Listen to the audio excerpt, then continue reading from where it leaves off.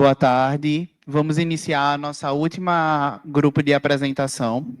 Decidimos juntar para fazer uma espécie de mesa, porque ambos trabalharam com o mesmo instrumento, que é um instrumento desenvolvido pelo Laboratório de Percepção Visual, que agora se chama BAM, Bateria de Avaliação Multissensorial, mas está para mudança de nomes, né, professora? SoundPix. Explicando para quem está no online, a professora explicou que irá haver essa mudança, porque os dois processos sensório-perceptivos que medimos, visão e audição, que é representado pelos sounds, que é o nível de desconforto sonoro, e a visão, que é a percepção de tamanho, sound speaks, irá seguir para esse processo. Teremos na mesa 3 participantes. Primeiramente, Joselma Tavares Frutoso, ela que é doutora em Engenharia da Produção pela UFSC, professora titular da mesma instituição, do Departamento de Psicologia. Ela possui bacharel em Psicologia pela UFPE e formação em Psicologia pela UFSC. Ela é mestre em Psicologia Experimental na USP e fez estágio de pós-doutorado aqui no LabVis, na UFPE. Em seguida, teremos Matheus Monteiro, ele que é psicólogo pela Universidade de Pernambuco, a UPE, tem mestrado em psicologia com ênfase em neurociência e processos psicológicos básicos pela Universidade Federal de Pernambuco e leciona disciplinas como neuropsicologia e estatística em universidades privadas.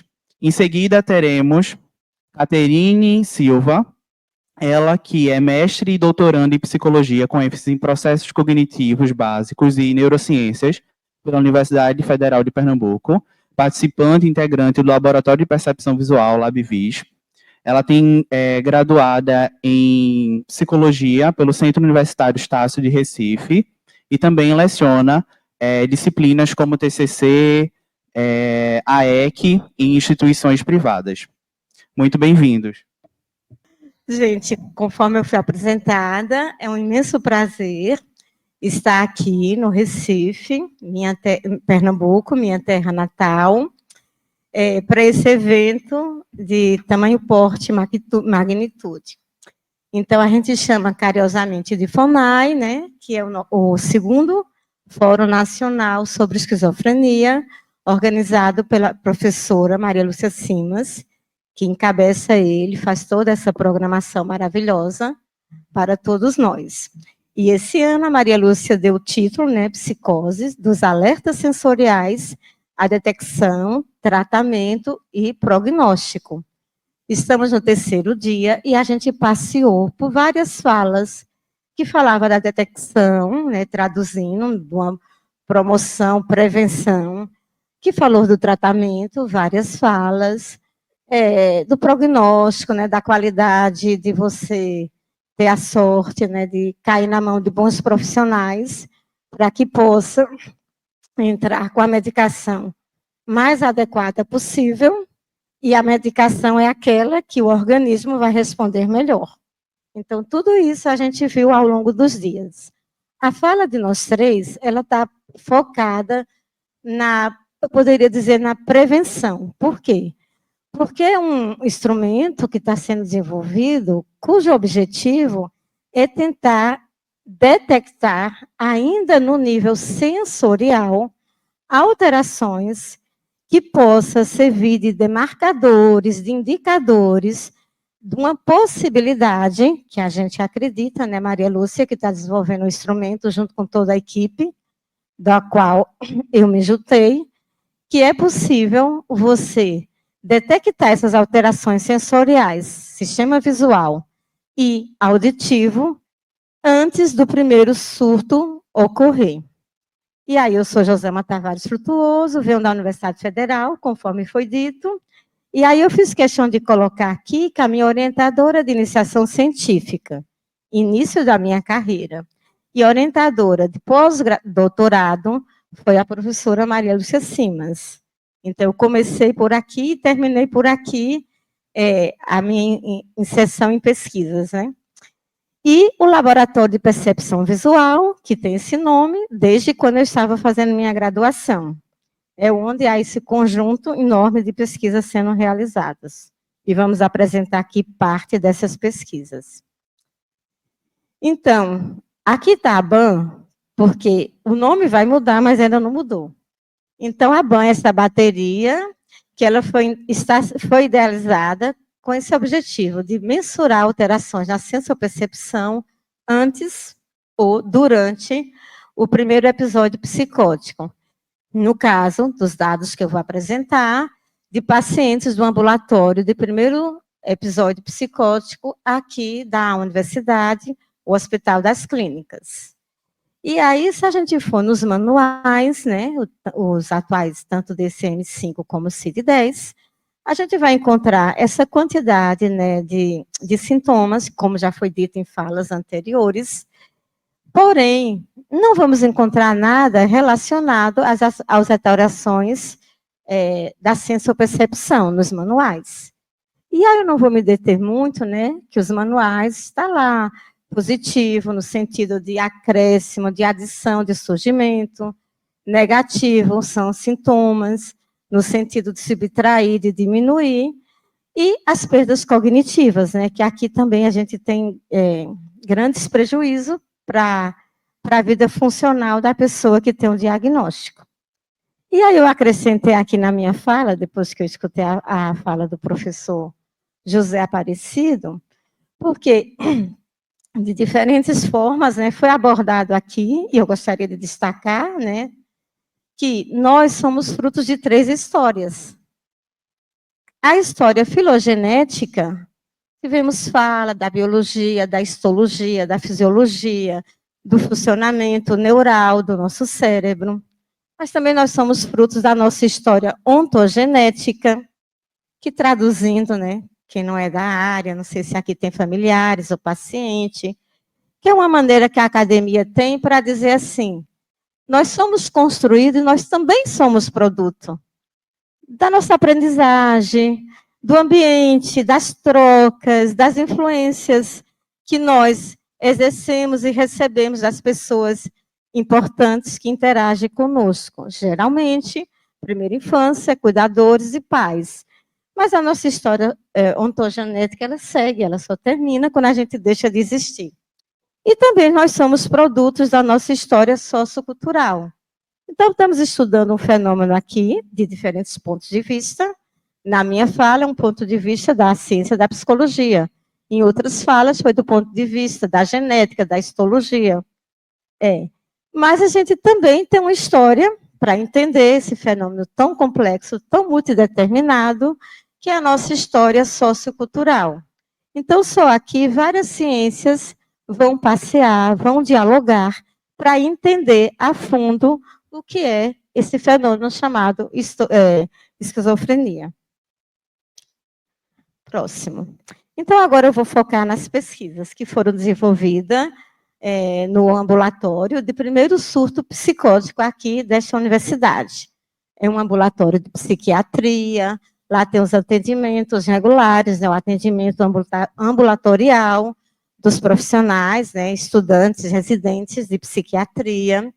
Lá também tem a parceria com a terapia ocupacional, e Maria Lúcia, com sua equipe, formou uma excelente parceria para conduzir pesquisas nesse ambulatório, que ele funciona todas as terças-feiras à tarde.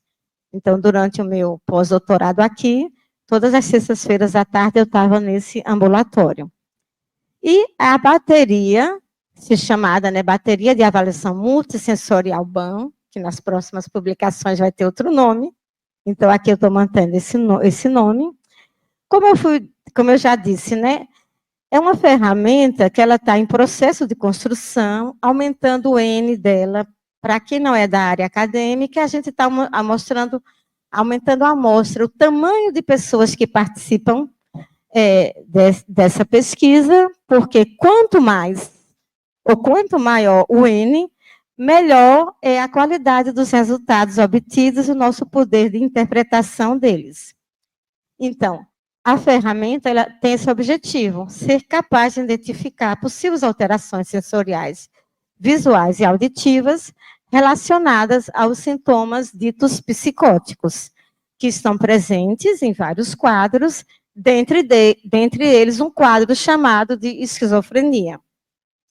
Então, a hipótese que a gente trabalha é essa, que ocorre alterações na sensoripercepção que precede mesmo antes do primeiro surto. E o primeiro surto, se a gente fosse traduzir, já foi dito em várias falas, mas eu vou falar do meu jeito. Seria uma desordem mental, entre parênteses repentina, porque o comportamento ele já está em alteração gradual. Pode ser percebido pelo próprio dono do comportamento e por pessoas que interagem com a pessoa que está em um processo gradual de adoecimento. Então, eu deixo repentino, porque quando o surto ocorre, é necessário levar para uma emergência, porque precisa ser medicado. Mas não foi repentino, é repentino nesse sentido que eu estou colocando. E ele pode estar vinculado, né, a um transtorno neuropsiquiátrico, que geralmente é a esquizofrenia. Mas a doutora psiquiátrica, que não quer ser chamada de professora, deixou muito claro ontem na fala dela, né, que surtos psicóticos aparecem em diferentes quadros.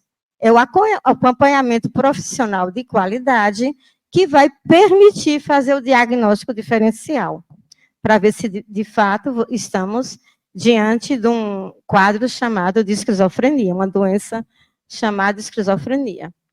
E aí os sintomas psicóticos, como já foi dito aqui, são geralmente dessa ordem: delírios, alucinações e agitação psicomotora. A professora doutora da primeira fala de manhã, ela deixou bem claro, eu achei bem interessante quando ela falou que essa doença ela é uma doença psiquiátrica e também motora. Quando ela falava da orofacial, né? Desculpa, muitos nomes novos, a gente não aprende na velocidade com que eles são colocados. Então, vamos lá. Aí a evolução dos sintomas e quadros psicóticos também foi dito em outras falas, eu só vou organizar assim, dizendo que nós não sabemos diante de qual transtorno psicótico nós estamos e qual vai ser o nome que ele terá quando for consultado os manuais. Sabemos que estamos diante de mudanças de comportamento motor, o verbal ele fica um discurso muito desorganizado. Eu coloquei entre palavra estranho, porque o dono do comportamento, para ele, não tem nada de estranho. É estranho para o ouvinte. E diferentes outros sintomas que foi colocado aqui, ok? E isso a gente chama, quando ocorre, desculpe, eu estou falando na frase de cima, né? Diferentes tipos, duração. A duração do sintoma vai dizer muito do seu prognóstico ou não. A recorrência dele, a presença de outros fatores desencadeantes e a própria resposta que o paciente tem, ou a pessoa tem, melhor dizendo, a pessoa tem, ao tratamento. Ok? E aí, na literatura, está aí, né? A pessoa pode se encontrar na fase prodrômica, que é quando ainda não há condições dos profissionais de saúde afirmar qual é o quadro da pessoa. Mas eu deixei aqui em destaque o sensorial, porque na fase prodrômica, que eu posso dizer que é o excelente momento que a ferramenta que está sendo desenvolvida deve ser aplicada, porque se a nossa hipótese estiver correta e que as alterações precedem ao primeiro surto, aqui na fase prodrômica seria um excelente momento da gente estar conduzindo as investigações, para ver se de fato a gente já consegue mapear e identificar alterações da sensopercepção. Ok. Depois vem a fase aguda, que é o surto propriamente dito, que eu deixei aqui em destaque, da importância de medicar, tá? A gente é da psicologia, nós sabemos que nós somos contra uma prática cultural que é de medicalizar tudo. Isso nós somos contra. Agora, medicar uma pessoa que está em surto, a gente tem que ser 100% a favor. A gente tem que discriminar a diferença. Ninguém levanta bandeira aqui de medicalizar tudo. Agora, surto esquizofrênico, não deveria restar a menor dúvida entre nós, profissionais da psicologia, da necessidade da intervenção medicamentosa. Agora, medicar porque você não tem um repertório para sair de um casamento que não está legal, aí somos contra. Mas medicar diante de um surto de psicologia, um surto psicótico, a gente tem que entender a clareza da necessidade. Eu penso que um encontro dessa magnitude ficou muito claro para todo mundo que isso tem que acontecer. O que mais eu vou dizer? Aí também temos a fase da recuperação ou remissão, porque se encaminhou para um quadro de esquizofrenia, a gente não sabe, como já foi dito em outras falas, se de fato nunca mais vai ocorrer um surto, ou se poderá ocorrer novos surtos, ok? Tudo que a gente sabe é que uma boa adesão ao tratamento, uma medicação adequada para aquele organismo, porque o organismo responde diferente, o prognóstico é melhor. E o quadro crônico é quando há remissão e também há o retorno de episódios, né, de surtos. E aí eu coloquei aqui que o ideal seria um tratamento em uma equipe multiprofissional, ok?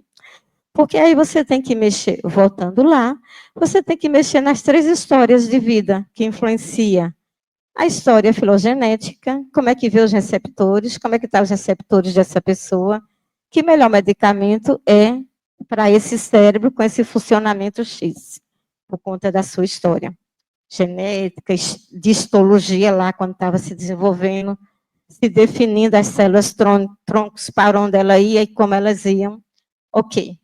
Mas, a nível ontogenético, como é importante a atuação do serviço social, a depender da classe a que essa pessoa pertence, da psicologia, dos CAPs. E eu não digo psicologia, psicoterapia. É psicologia no sentido de, como tem uma palavra que entrou em moda, de deixar a pessoa proativa, dela encontrar caminhos para que ela possa se sentir pertencente ao ambiente dela, se ela vai ter um emprego de carteira assinada, se ela vai estar inserida na economia formal, ou seja, uma atuação multiprofissional.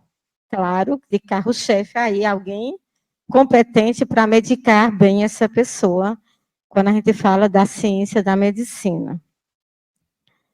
E agora eu chego no xodó do LabViz, que é a bateria de avaliação multissensorial, que vai receber outro nome.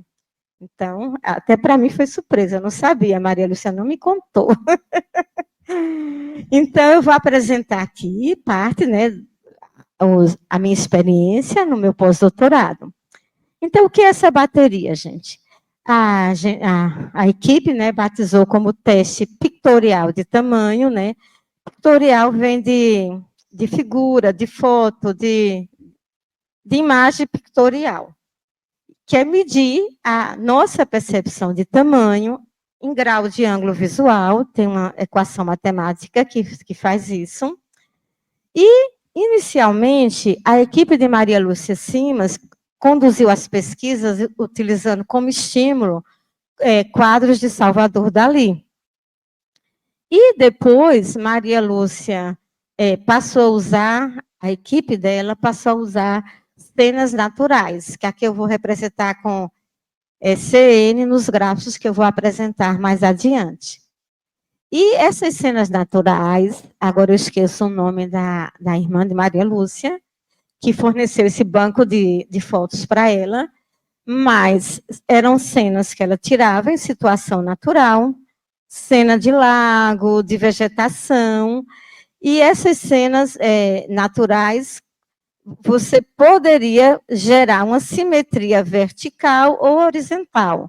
e Maria Lúcia usou. Depois eu mostro para vocês, ficam mais claro. Então, essas cenas naturais, né, na natureza. Também tem outro nome, né, que também está em moda, né, são estímulos ecológicos, porque não tem, veio da natureza. E o teste de apreensão sonora, que é um conjunto produzido, né, como é que eu digo, de manipulação em laboratório, que é possível você produzir os sons sonoros curtinhos, não tão curtos, 2, 4 e 8 segundos, e você tem esses estímulos sonoros para apresentar durante a condução da pesquisa, seja com pessoas portadoras de esquizofrenia, ou seja com o que a gente chama pessoas que não têm o diagnóstico, que serve de grupo controle para fazer a comparação. Na plateia tem alguém que é da família, que é cuidador, ou a plateia toda de estudantes universitários? Então, tá. Porque eu posso estar sendo muito didática em que é grupo controle e grupo experimental e não preciso desse cuidado. Aqui eu já deixei apagadinho o que também a gente utilizava quando estava fazendo a coleta, que era o teste de apreensão de força palmar, mas a gente vai retirar, por isso que o nome vai mudar. Estou entendendo que é assim, né, Maria Lúcia? E eu já deixei aqui apagadinho mesmo, porque é um dado que a gente não estava dando tanta atenção, apesar da gente saber que a literatura diz que a pessoa perde a capacidade da sua força muscular. Mas a gente está investigando sensorial. A gente está investigando algo que nem a cognição interfere. Então, é visual e auditivo. E aqui eu só volto, né, com a nossa hipótese, dizendo que é essa. A gente quer ver se alterações na percepção de tamanho, quando você olha para o estímulo pictorial, e se alterações no desconforto sonoro que você percebe, antes mesmo que você possa interpretar, racionalizar, refletir sobre isso, que seriam os cognitivos, se eles ocorrem na iminência de um surto ou durante o primeiro surto. O nosso objetivo geral, porque aqui os três usou o mesmo instrumento, né? É avaliar, né, essas possíveis alterações na percepção pictorial de tamanho e desconforto sonoro em pessoas do primeiro episódio psicótico. E os objetivos específicos é olhar para o teste pictorial e o teste de desconforto sonoro em pessoas que não têm diagnóstico, que eu posso dizer pessoas saudáveis, nesse sentido, e avaliar esses mesmos dois testes em pessoas que têm o diagnóstico. Eu, no caso, no ambulatório psiquiátrico de primeiro surto psicótico, o Matheus, no hospital de custódia, e a Cate no CAPS, ok? E comparar as respostas entre os nossos grupos experimentais e o grupo controle, ok? Então, é isso, que já está claro. Então, vamos entender, quem não conhece ainda, como é que era... Ai, desculpe, como é que eram os estímulos que a gente utilizava, esbarrei aqui um momento. Então, aqui é uma ilustração de um dos quadros de Salvador Dalí. E aqui é o que a gente chama, aqui é uma simetria, olha aqui, eu estou passando aqui, ó, vertical. A foto é essa. E você faz a simetria dela, vertical. E aqui eu estou passando o cursor horizontal. Aí aqui é a simetria horizontal. A foto é essa. E a simetria dela horizontal, do outro lado. Então, aqui ilustra dois estímulos de cena natural. Aqui também, olha que lindo, dá cada coisa linda e interessante, né? E aí, como era a instrução, né, que a gente dava para os sujeitos que estavam participando? Que você vai ver, visualizar uma figura, uma foto, e você vai contornar com a caneta que a gente dava para a pessoa a primeira forma ou figura que você viu em cada estímulo. Então, a pessoa olhava e imediatamente a gente pedia para ela circular. E aí a gente tinha o nosso dado, nossa matéria-prima, para fazer análise, que era depois medir o tamanho desse círculo, medir, transformar em grau de ângulo visual, fazer isso com o grupo controle e comparar os resultados. Aqui é a representação gráfica, né, dos estímulos sonoros, do que a gente chama, como é que diz, dentro de serra, onda dentro de serra. É porque sobe abruptamente e desce abruptamente. E os estímulos de onda senoidal, que sobe gradualmente, desce gradualmente. Então, essa seria aqui a representação gráfica. E as frequências sonoras, que Maria Lúcia escolheu para construir esses estímulos, né, que ela já contou aqui, que veio baseada numa experiência de desconforto sonoro dela com relação ao som que um determinado ônibus produzia, e a constância e a verificação, que era sempre o mesmo ônibus e o mesmo som, levou ela depois, momentos depois na carreira dela, junto com engenheiros que são capazes de ter esse conhecimento e transformar nesses estímulos sonoros, sons parecidos com aquele que causava extremo desconforto nela, que estava em surto, e agora a gente pega o conjunto de sons e vai ver se em pessoas que estão no primeiro surto ou na iminência de um primeiro surto, que estão sendo acompanhadas lá no ambulatório, como é que elas respondem. E a instrução é essa que está na tela, né? Então, veja, nada ruim, numa escala é 0, muito ruim, nessa mesma escala é 10. E a pessoa é orientada a colocar um traço, imediatamente depois que ela escuta o som, dizendo o qual aquele som causou desconforto nela. E, novamente, a gente vai medir depois qual foi a distância. Quanto mais próximo do 10, mais desconforto, né? E aí a gente vai comparar os dados de grupo controle com o grupo experimental. Infelizmente, eu não tenho o som aqui para produzir para vocês. Aí vamos agora para informações, né, que a gente chama sociodemográficas dos participantes nessa tabela. Então, por mais que a gente tente, faça o esforço desesperado, eu digo desesperado porque a gente não consegue igualar a amostra experimental com a amostra controle no grupo escolaridade. Isso tem uma explicação que já foi dita em muitas falas.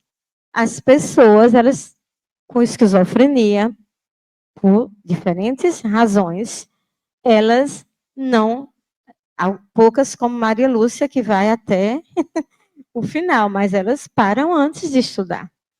E elas, se tiveram surto e não foram medicadas.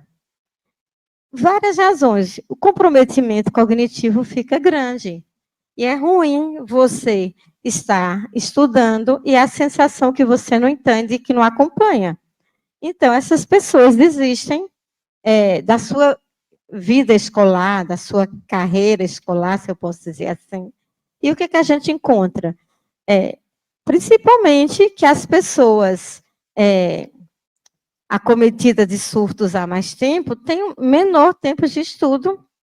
E como é que a gente vai encontrar nosso grupo controle para fazer a comparação? Então, é uma variável que a gente, de fato, não consegue equilibrar bem.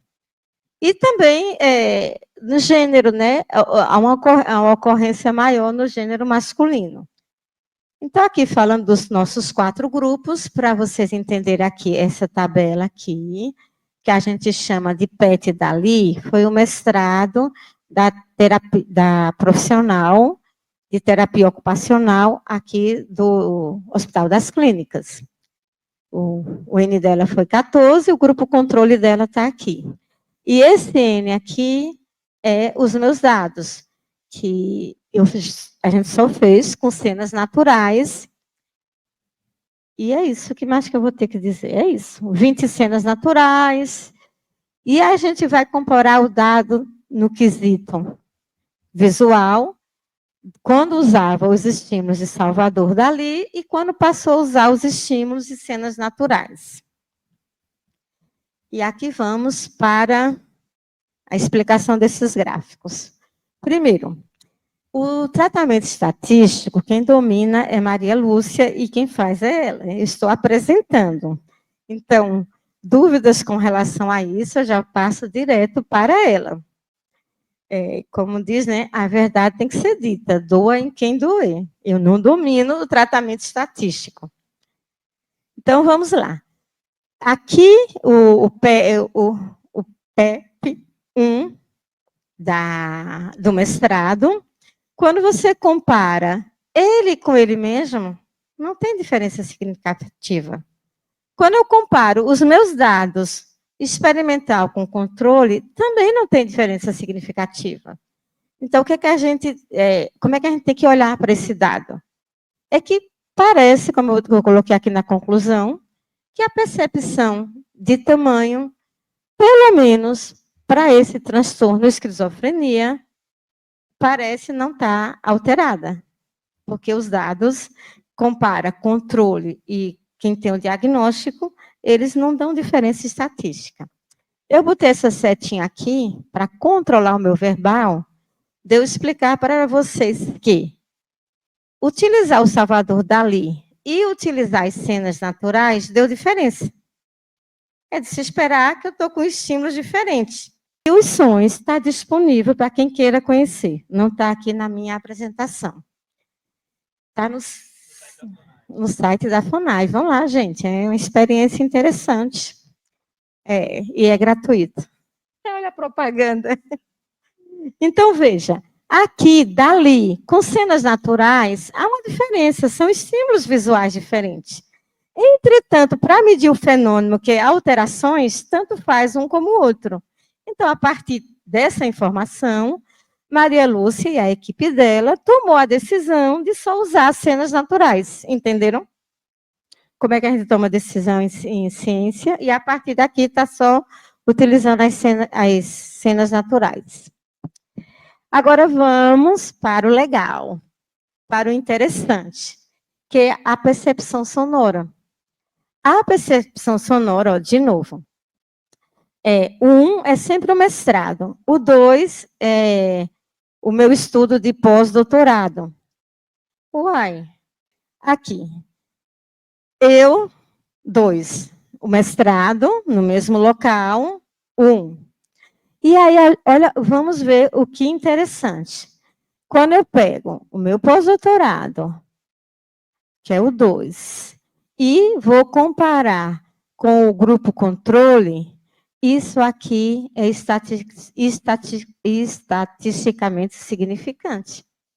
Então, eu estou conseguindo mapear algo, eu estou conseguindo mapear que, para esse público aqui do hospital universitário, o som, para as pessoas que estão em primeiro surto, causa desconforto maior, causa desconforto.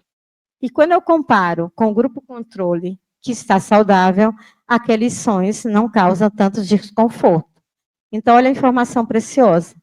Estamos diante de uma ferramenta que é possível detectar com antecedência, precocemente, que desconfortos para aqueles sons é um sinal de alerta. A pessoa pode estar na iminência de um surto psicótico, por isso a importância de uma equipe multiprofissional. E a mesma coisa acontece também nos dados da pesquisa de mestrado. Então, o que eu quero colocar aqui é isso, que os grupos controles entre eles, né, ou seja, os grupos controles de ambos os estudos não tiveram problema. Agora, os grupos, quando eu digo não tiveram problema, é no sentido que não foi desconfortável o som.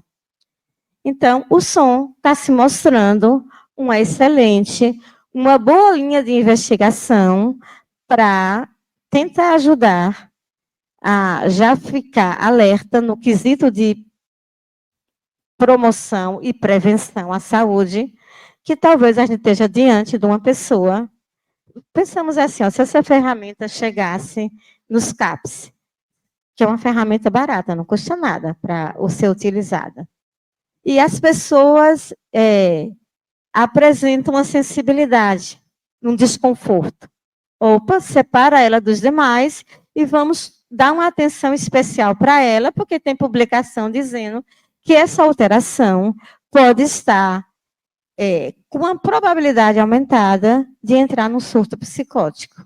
É isso que eu chamo que é o xodó do LabVIS, esses dados.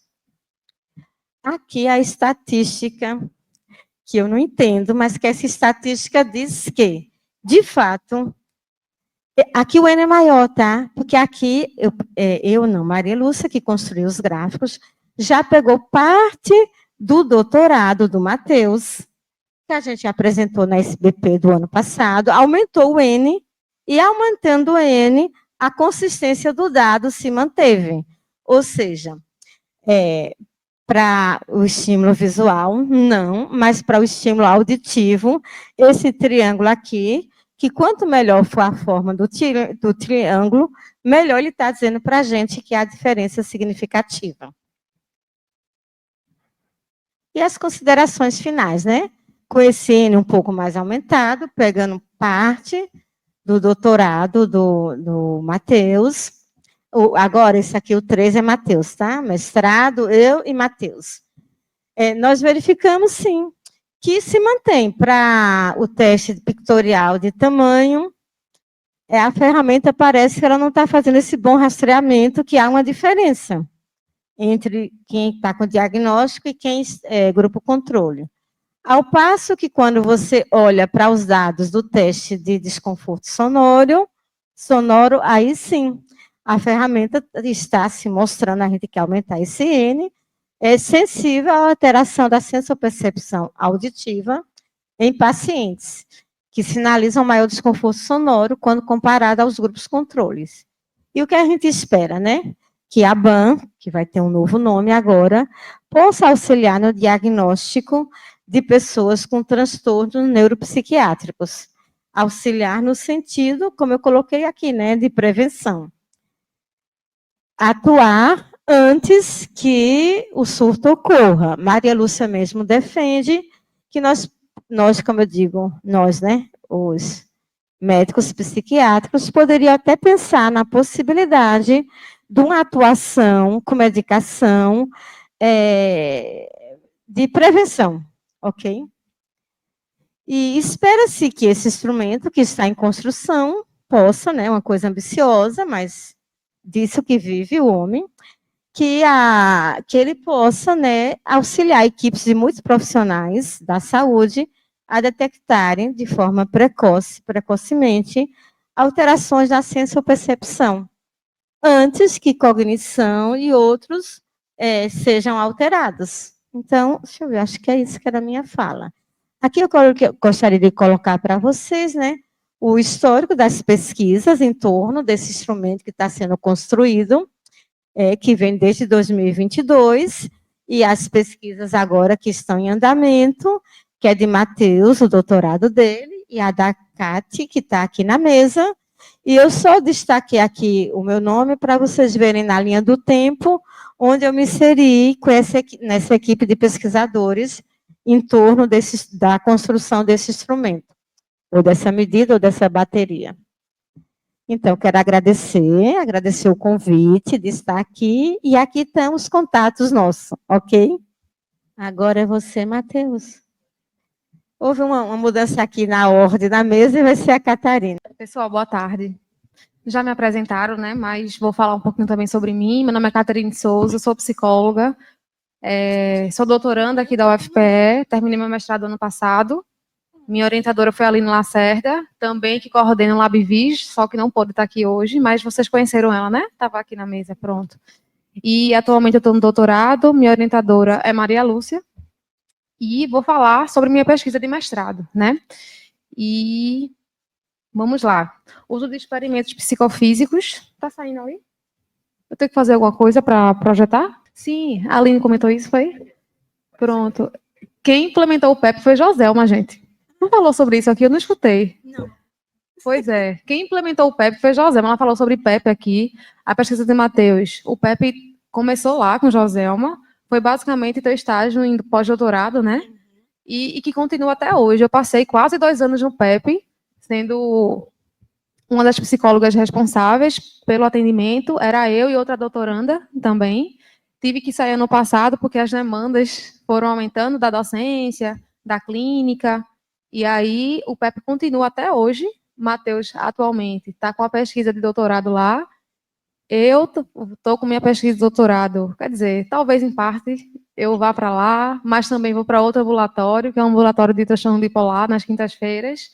Ou seja, o PEP está ainda atuante e é, de fato, um serviço muito importante para a população, tá certo? Davi, que está lá também, estudante de graduação com paciente. Olha para isso, Davi. Não, gente, ele é extensionista e é isso. Mas vamos lá. Uso de experimentos psicofísicos para a caracterização do transtorno bipolar com pacientes do CAPS. Vou falar brevemente, eu acho que todo mundo sabe aqui, a minha pesquisa ela saiu um pouquinho, né, do que o LabVis estuda. Basicamente foram pacientes com esquizofrenia, pacientes em primeiro episódio psicótico, e eu entrei com um novo transtorno, que foram pacientes com transtorno bipolar. Na verdade, eu entrei na minha dissertação com a outra proposta, mas aí eu não estava satisfeita. Conversando com a Aline, assim que eu entrei no meu mestrado aqui na UFPE, eu disse, Aline, eu quero pesquisar uma outra coisa. E aí surgiu, né, essa ideia de minha pesquisa de dissertação sendo pesquisar com pacientes com transtorno bipolar, aplicar a BAN, né, que é a bateria de avaliação multissensorial, que Joelma já apresentou aqui, e em pacientes com transtorno bipolar do CAPS. Quando ela falou sobre isso, eu disse, não, eu senti que isso era meu. E eu acho que é muito importante, quem faz mestrado, doutorado, tomar posse, de fato, do que está sendo estudado, né? Você sentir que você gosta, de fato, daquilo, você tem prazer naquilo, porque é muito difícil, minha gente. Fazer o mestrado, doutorado não é fácil, é muito doloroso, você abre mão de muitas coisas, e se você não gosta do que você estuda, vai piorar 1000%, assim, essa dificuldade. Não vamos romantizar aqui mestrado, doutorado, tá certo? Mas foi aí que eu comecei. Gente, transtorno bipolar, rapidamente, é um transtorno de humor, que ele é caracterizado por oscilações, né? Ora, você tem episódios de depressão, ora, episódios de mania, hipomania, mas também tem os estados mistos, tá certo? Não vou me aprofundar nisso, mas só para caracterizar aqui, transtorno bipolar, ele tem várias especificidades, não existe só apenas transtorno bipolar, tem um tipo 1, tem um tipo 2, no DSM-5-TR, o capítulo fala sobre inúmeros transtornos bipolares, tanto é que o DSM pontua um capítulo sobre transtornos bipolares. E aí começa com tipo 1, tipo 2, ciclotimia, tem um relacionado, induzido por substância, enfim, tem vários, né? E aí o tipo 1, basicamente, é quando você tem episódio de mania. Um episódio de mania ao longo da vida já se configura transtorno bipolar. Não é necessário ter depressão, mas o que a gente encontra basicamente na prática é que, geralmente, quem tem a mania ou já teve uma depressão ao longo da vida, ou também pós-mania, você entra no estado deprimido, tá certo? Inclusive, fala de alguns pacientes meus, assim. Teve 2 pacientes que já falaram isso para mim. Quanto mais alto eu subo, maior é minha queda. Que geralmente, pós-episódio de mania, você entra no episódio de depressão, tá certo? O tipo 2, para diagnóstico, é obrigatório ter depressão. Uma depressão e um episódio de hipomania ao longo da vida, tá certo? É o diagnóstico para transtorno bipolar tipo 2. Tem que ter obrigatoriamente uma depressão e uma hipomania ao longo da vida. O tipo 1 é apenas um episódio de mania. Só tendo mania, já é caracterizado o transtorno bipolar tipo 1, tá certo? Então, basicamente, nessa pesquisa, eu peguei pacientes com esses diagnósticos, transtorno bipolar tipo 1 e tipo 2. Vale ressaltar também que não são, na prática, não é tão bonitinho assim como depressão, hipomania ou mania, não. Alguns pacientes passam por vários estados mistos também. É quando você compartilha tanto sintomas de depressão e hipomania ou mania ao mesmo tempo, gente. É um terror. Inclusive, é o terror dos psiquiátricos, porque são os episódios mais difíceis de tratar. claro, intervenção medicamentosa, tá certo? Mas é um paciente que está deprimido, com baixa energia, pensamentos de morte, e falante e inquieto ao mesmo tempo. Basicamente, é um estado misto, assim, do transtorno bipolar. Mas vamos seguir aqui. E aí, minha justificativa para meu mestrado foi ressaltar a importância da compreensão de como os estímulos sensoriais vão afetar a vida de pessoas com transtorno bipolar.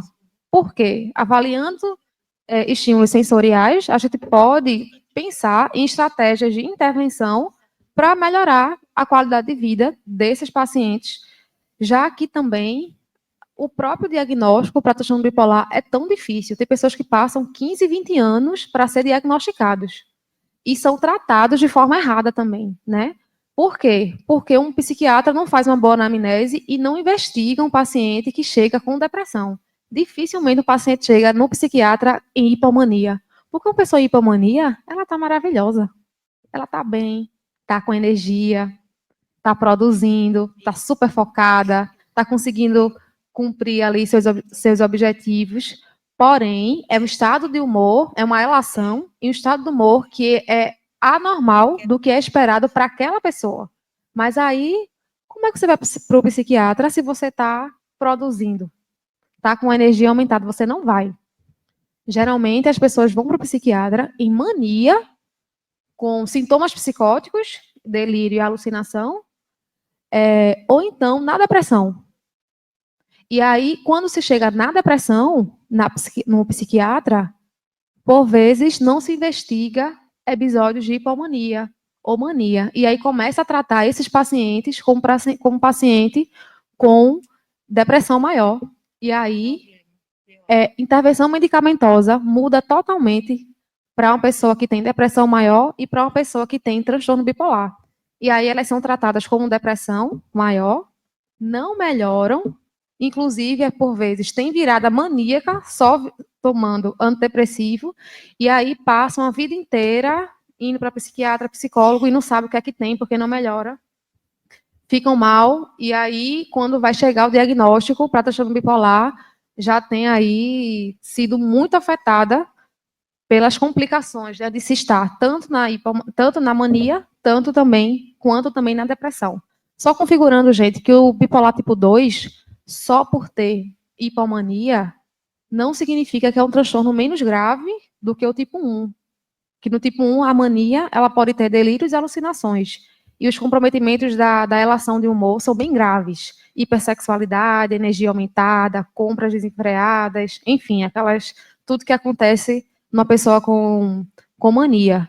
Mas o DSM-5-TR fala que as depressões do bipolar tipo 2 são de deixar você, inclusive é um termo do próprio DSM, na fossa. Bota você, de fato, lá embaixo, e são mais crônicas, são mais difíceis de tratar.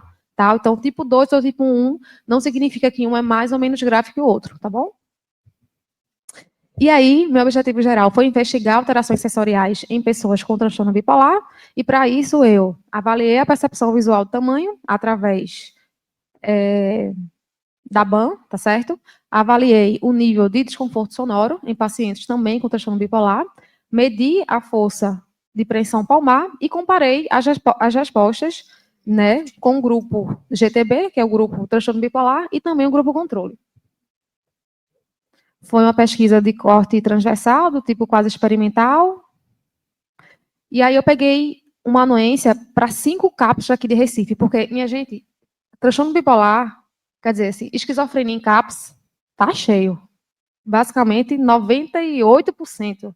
Agora, transtorno bipolar em CAPs tem. Agora, era aquela coisa, eles vão para atendimento ambulatorial, eu tive que correr atrás. De fato, foi um período difícil na minha vida, mas eu consegui. E aí eu fui atrás, eu disse, não, quanto mais CAPs eu conseguir, mais opções eu vou ter, né, de coletar meus dados. Consegui 5 anuências, foi o CAPS 2, Espaço Azul, e tipo 3, que foi o Galdino Loreto, Davi Capistrano e Espaço Livremente. Aqui tem 4, por quê? Um desses CAPs que eu consegui anuência estava em reforma. E aí eu não consegui ir para lá, porque de fato estava uma bagunça assim, estava em reforma, Enfim, aí dessas 5 anuências, só utilizei 4, tá certo? Todos daqui de Recife.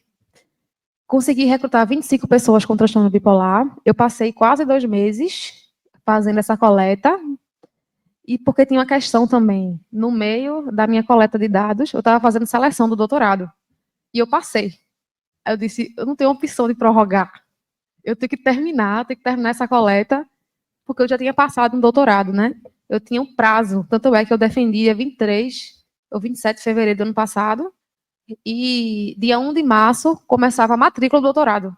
Eu só realmente tive que defender e sem minha defesa eu não podia me matricular no doutorado, né? Que eu tenho que ter o mestrado terminado, defendido pelo menos, tá bom? Foram 25 pessoas transtorno bipolar, 22 pessoas do grupo controle, total de 47 pessoas. Aí vocês podem me perguntar, por que não completou 25? Gente, por incrível que pareça, foi tão mais difícil pegar o grupo controle. Meu grupo controle eram pessoas que não tinham transtorno bipolar. Mas por quê? Porque eu tinha que comparar escolaridade, sexo e idade. E aí a maioria dos meus participantes transtorno bipolar tinham pessoas com primário. É muito difícil encontrar uma pessoa só com primário hoje em dia. E aí eu tinha 3 pessoas que estavam me ajudando nisso. Fiz seleção para estudantes de graduação para fazer trabalho supervisionado comigo, para me ajudar nessa coleta. Daí eu basicamente fiquei responsável pela coleta do CAPS. Enquanto eu ia coletando nos CAPS, elas estavam procurando grupo controle, para fazer essa coleta de dados. E elas iam em ruas, em creches, geralmente pessoas de serviços gerais, são pessoas que não é um requisito básico para trabalhar, tem ensino médio completo. Então, elas falavam com os funcionários dos prédios que elas moravam, iam em creches, escolas, enfim. O máximo que a gente conseguiu, de fato, foram 22 pessoas para parear o máximo, tá certo? Da escolaridade, sexo e idade, tá bom? Critério de inclusão foi ter o diagnóstico, estar medicado, tá bom? Ninguém que eu entrevistei, que eu coletei, estava em mania ou em depressão. Alguns pacientes tinham acabado de sair da mania, alguns estavam indo se recuperando da depressão, mas ninguém estava com um quadro muito sintomático, tá certo? E ter entre 18 e 59 anos. De exclusão foi ter alguma doença oftalmológica não corrigida, neurológica cerebral, estado de intoxicação, abuso de substância, abstinência do álcool, ter utilizado, inclusive, nas últimas 48 horas, fazer uso de medicação que afetam o sistema nervoso central, isso para grupo controle, né? Porque quem é grupo de transtorno bipolar estava usando medicação, tá bom? E para grupo controle, como vocês podem ver aqui, também ter histórico de doenças neuropsiquiátricas, que era outra questão também, né? As pessoas não poderiam ter, pelo menos assim, tido um diagnóstico de depressão, ansiedade, e aí está um pouco difícil, né? No mundo que a gente está vivendo. Como eu recrutei esses participantes, primeiramente eu fui na Secretaria de Saúde aqui de Recife, daí eles me deram a anuência, não foi assim, né? Eu passei 2 meses rodando, esperando, mas deu tudo certo. Depois, submeti meu trabalho ao Comitê de Ética, daqui, foi mais de 1 mês também, para sair o resultado, foi aprovado. Aqui está o número, né, do meu trabalho, da minha pesquisa. Quando eu consegui tanto a anuência da Prefeitura do Recife, quanto também a aprovação do Comitê de Ética, aí eu comecei a ir para os CAPs, fazendo reunião, né, pedindo autorização, e comecei a ir para lá. E grupo controle, como eu já falei, foi partir de amigos, familiares, funcionários. Elas foram atrás e compartilhando, pegando pessoas que pudessem compartilhar, né, características de idade, escolaridade e sexo. Meus instrumentos, gente, primeiramente eu apliquei uma entrevista semi-estruturada para saber minimamente sobre aquela pessoa. Fiz um teste de rastreio cognitivo, que foi o MEN, que é o mini exame do estado mental. Um teste de rastreio visual e um teste de rastreio auditivo. Aqui é um exemplo do teste de rastreio visual. Ele é bem simples, tá? Dura em média, acho que 1 minuto, Matheus. 2 minutos. A gente apresenta esses estímulos aqui. esses estímulos, e aí ele só vai dizer para que direção tá esses és, tá bom? Esse é de Raskin, tá bom? Então, quando a gente apresenta aqui esse estímulo primeiro, ele vai dizer esquerda, cima, direita, direita, cima. Só que depois, quando ele vai acertando, a gente vai passando. Quando vai passando, esses és vão diminuindo, tá bom? Vai diminuindo até ficar um é bem pequenininho, até ele não conseguir mais. No final lá, vai dar. Uma pessoa que dá 0,1, uma pessoa que está conseguindo ver, ok, tá certo? Pessoas que apresentavam muito baixo isso aqui, significaria, né, que está com uma visão muito baixa ou comprometida. 1,0. Gente, eu botei errado aqui. Esse 0,1 é baixo. Quando dá 1,0, é ok, tá certo? O teste começa assim, ele vai aumentando. É 0,1, 0,2, 0,3, 0,4. Ou seja, ele está acertando ali, tá certo? Se chega a 1, então tá ok. Não aconteceu, mas o candidato que terminasse o teste em 0,1, ele não estava vendo nada. Nem essas letras maiores estavam vendo, então não tinha condições de participar. Aqui um exemplo do teste de rastreio auditivo, tá bom? É um teste que a gente coloca o mesmo aparelho que a gente faz o TAIS. A gente coloca, né, um fone de ouvido e aí ele começa com um bipzinho. Começa com um bipzinho e ele vai dizer, consigo ouvir? Não consigo ouvir? Ou está muito baixo? Quando começa esse teste, já começa do lado direito primeiro, depois do lado esquerdo. Consigo ouvir? Aí eu vou apertando aqui, ó. Consigo ouvir. E agora? Consigo. E agora? Não consigo ouvir mais nada. E agora? Muito baixo. Enfim, até completar os dois lados. Tá bom? E aqui é um gráfico onde representa os resultados. Esse aqui é um outro gráfico, porque esse aqui não tem, só tem para... Não tem para iPhone. Esse aplicativo aqui, que é o teste de audição. E as meninas, todas as três que me ajudaram na minha pesquisa, só tinham iPhone.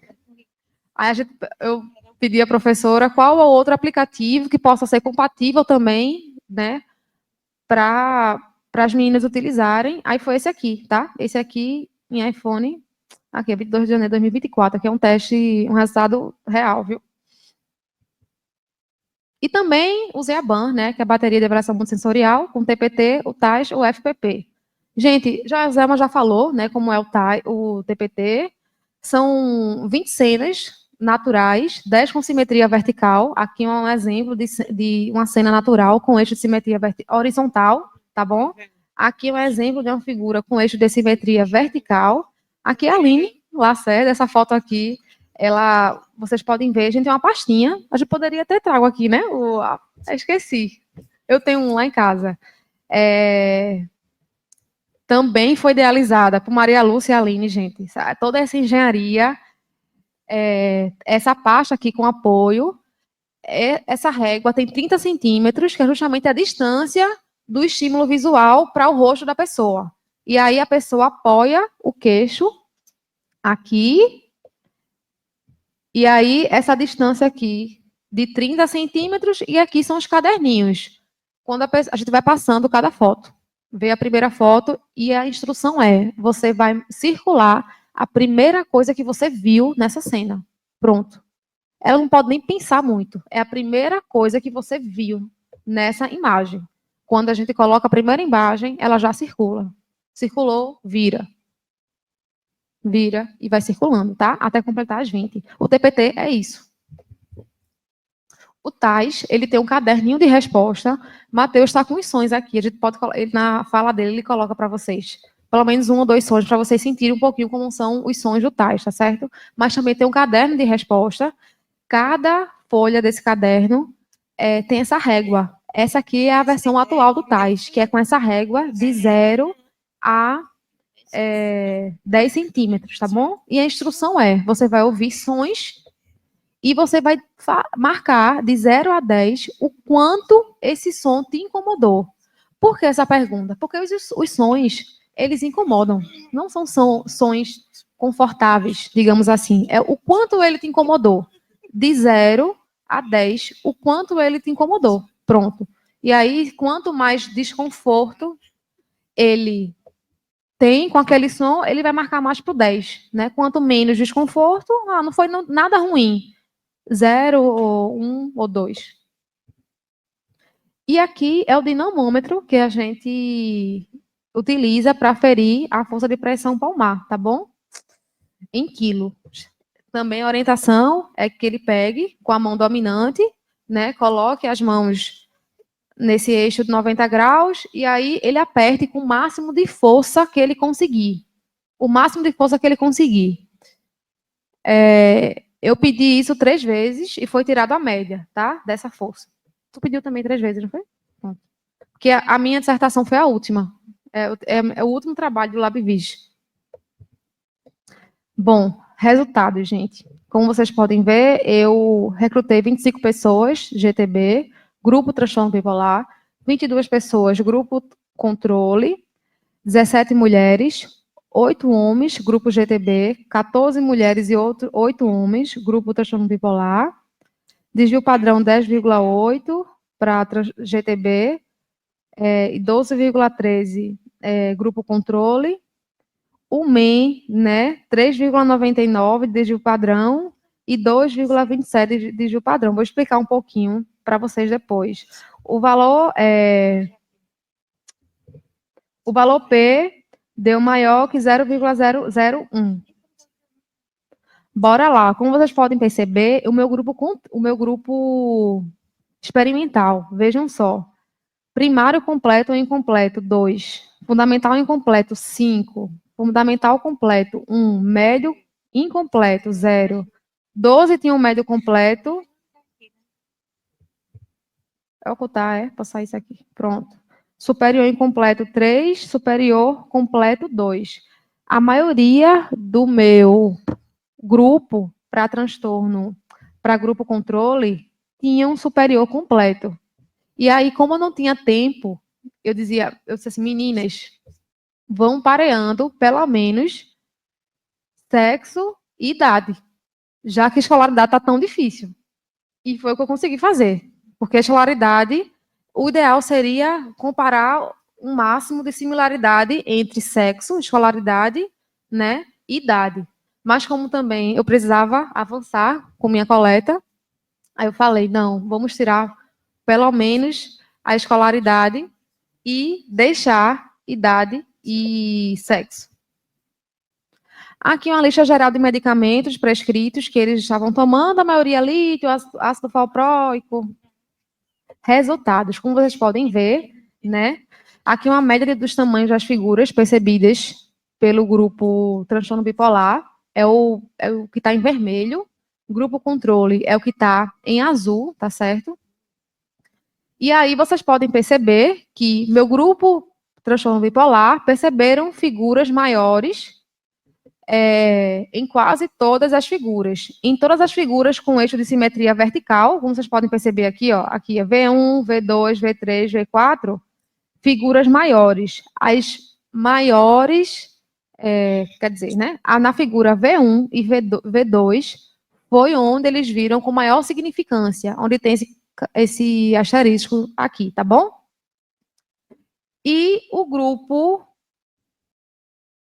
controle e 9 viram ligeiramente maior. Não é aquela coisa, ó, viram maior. Não, ligeiramente maior. O grupo controle aqui, ó. Tá vendo que o azul tá um pouco mais em cima?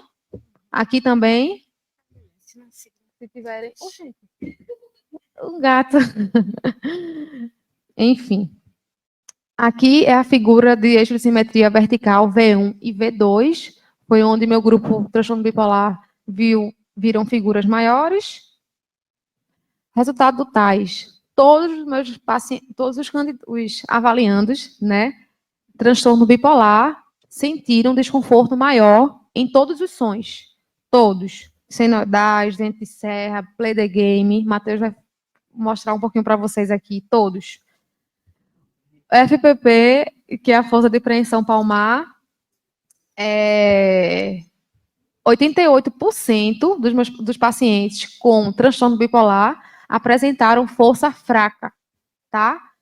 E 86% do grupo controle apresentaram força normal. Bem, vou discutir aqui rapidamente. Primeiramente, em relação ao pareamento, né, dos grupos. Já falei para vocês da minha dificuldade em parear, em ver essas similaridades, mas eu fiz o que eu pude, tá certo? Mas deu certo. Em relacionado ao desvio padrão, vocês puderam perceber que os resultados não foram tanto dispersos, tá certo? Então, foi algo considerável. Resultados do MEN. Os pacientes do CAPS, como de fato eles tinham baixa escolaridade, inclusive eu discuto isso na minha dissertação.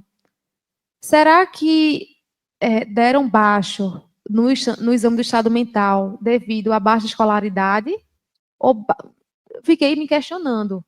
O MEN, não sei se alguém já viu, mas são 30 acertos, no máximo, que você pode ter, e fazem perguntas normais, assim, de memória, localização.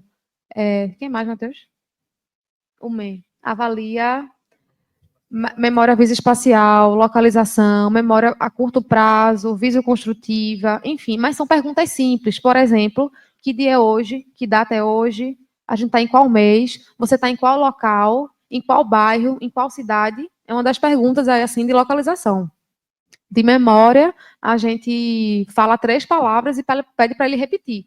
Memória de curto prazo. Aí depois tem uma outra pergunta lá. Aí depois, nos 2 minutos, a gente pergunta as 3 palavras que a gente falou anteriormente, por exemplo. É a memória de longo prazo. Enfim, são perguntas bem simples. E eles tiveram muita dificuldade. E eu me questionei, de fato. Será que foi devido à baixa escolaridade? Será que isso interferiu nos resultados do exame de estado mental? Eu discuto lá na minha dissertação. Enfim. Uso de medicamento. Minha força de preensão palmar deu força muito fraca para pacientes com transtorno bipolar. E eu fiquei me questionando, será que é devido ao próprio transtorno ou ao uso de medicamentos? A gente sabe que o lítio, alguns antipsicóticos, têm alguns efeitos extrapiramidais, tremores. Eu fiquei me perguntando, será que isso interferiu na minha pesquisa? Não é que interferiu na minha pesquisa, no meu resultado, porque isso é um resultado, é uma discussão para se considerar.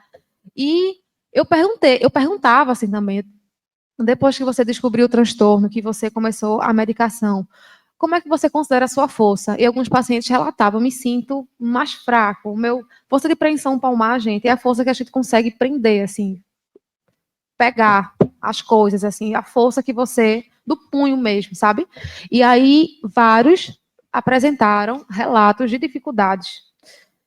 Eu não encontrei artigos que tivessem essa correlação de medicamento para transtorno bipolar e a força baixa, especificamente para transtorno bipolar, tá certo? Eu encontrei artigos que correlacionavam a idade, por exemplo, com força, porque também é um dado, acontece. E aí eu vi que meus pacientes com 50, 40 anos tinha de fato uma força menor do que aqueles pacientes que eu avaliei ali com 20 e 25 anos. Mas é um dado para ser também discutido. Eu consigo aí elaborar outros artigos a partir desses dados também. E aí fica-se a discussão, né, da questão. O som foi o que deu mais resultado, né, como vocês puderam perceber.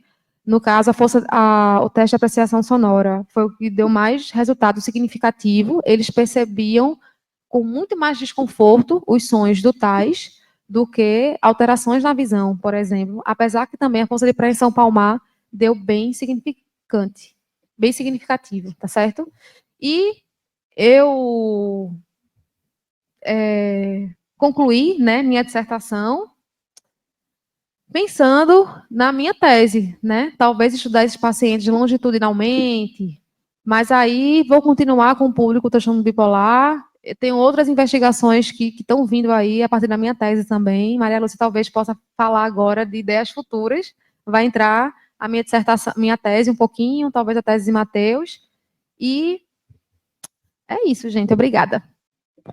Essa aí é uma das professoras do laboratório, Aline, ali no comentário do YouTube.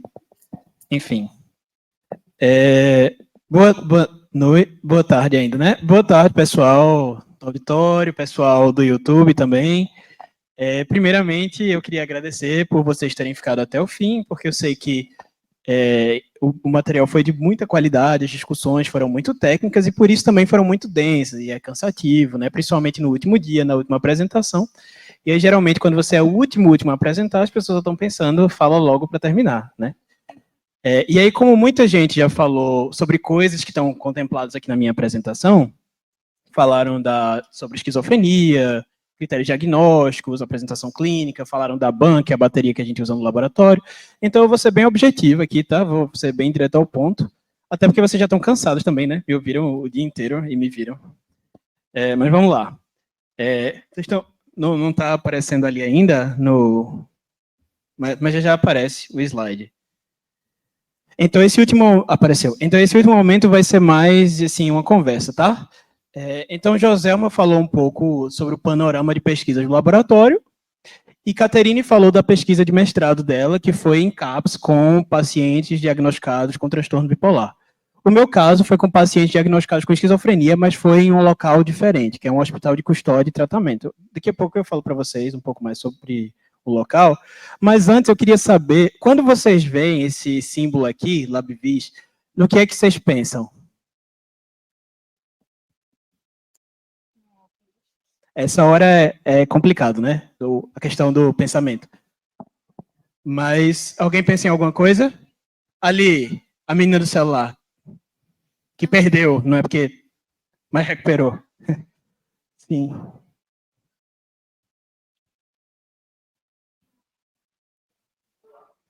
Isso. Ali ela falou das ondas, né?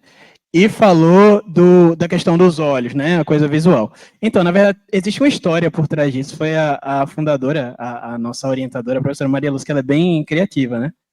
Então, um dia, ela criou isso aqui, ela viu a imagem de uma coruja, não foi, professora?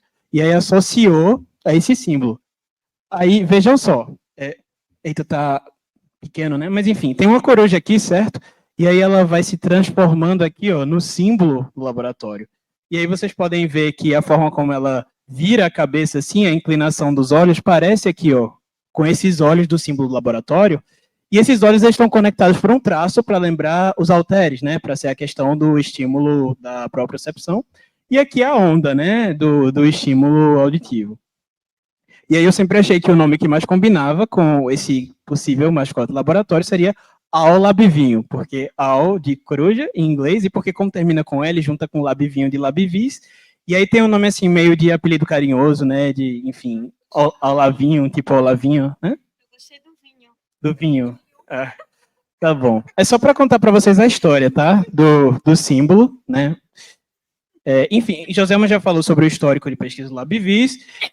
Esse aqui foi o local, né, uma das frentes, né? O HCTP é um hospital de custódia e tratamento psiquiátrico. Então, para vocês que não estão familiarizados com essa coisa jurídica, quando a pessoa ela não conseguia, ou parcialmente ou completamente, se determinar diante de um ato assim criminoso, ela não responde em uma pena normal, certo? Ela responde por medida de segurança.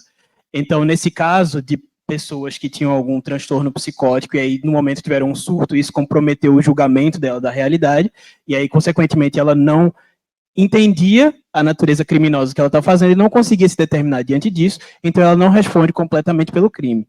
Então, essas pessoas com transtorno em conflito com a lei, elas cumprem medidas de segurança em hospitais de custódia e tratamento. Então, na verdade, é um local híbrido entre justiça e saúde.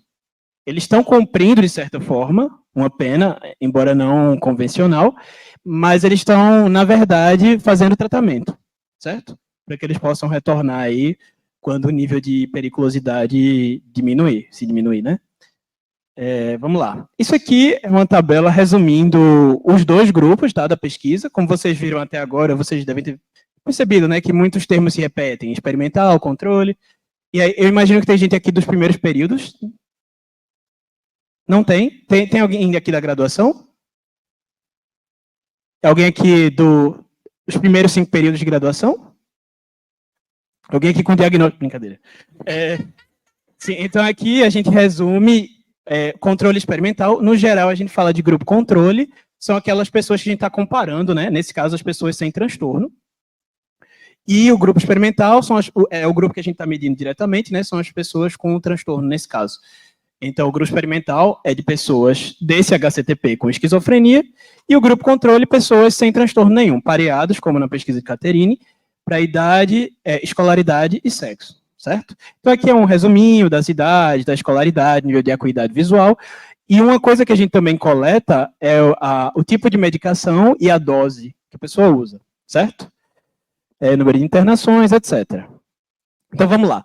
Os instrumentos, vocês já viram também, né? Assim, Caterine e a professora Joselma já falaram, a professora Maria Lúcia na apresentação dela, mas basicamente a primeira coisa que a gente faz é uma entrevista, né? Para coletar alguns dados. O que a gente não consegue na entrevista, a gente pega no prontuário, por exemplo, ou com os familiares. A medicação, por exemplo, nem sempre eles lembram, né? O que eles estão tomando e as doses. E aí, às vezes, a gente consegue isso ou com o acompanhante deles ou no prontuário diretamente mesmo. E aí a gente faz alguns testes de rastreio, né, para ver como está a visão e a audição deles. O primeiro é esse aqui, que a Caterine já apresentou, que a gente vê a acuidade e vê o contraste, né.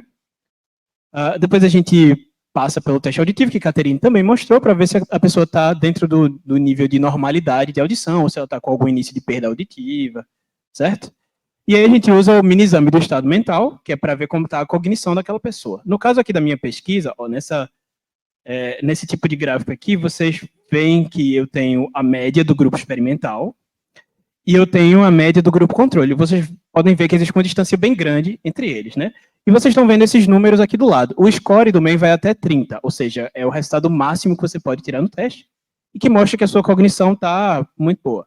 E aí vocês podem ver aqui que o pessoal do grupo controle está muito próximo do 30, atingiu 30 no score, ou próximo disso, então a cognição deles estava ok. Mas o pessoal do grupo experimental estava muito lá embaixo. Ou seja, a cognição deles não estava muito legal, não.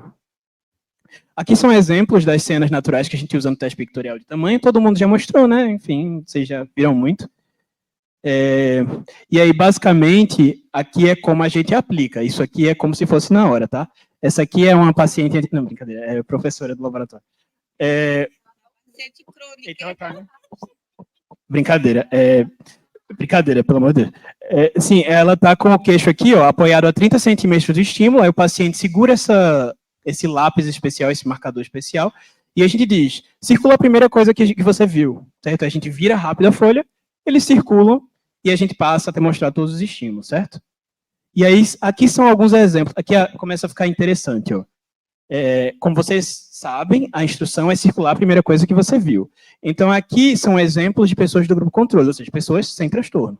E aí vocês conseguem ver esses círculos escuros aqui, não conseguem? Ó, aqui tem um círculo, aqui, aqui, estão vendo, né? E aí eu trouxe alguns exemplos de pessoas com esquizofrenia, participando do mesmo experimento, as mesmas instruções.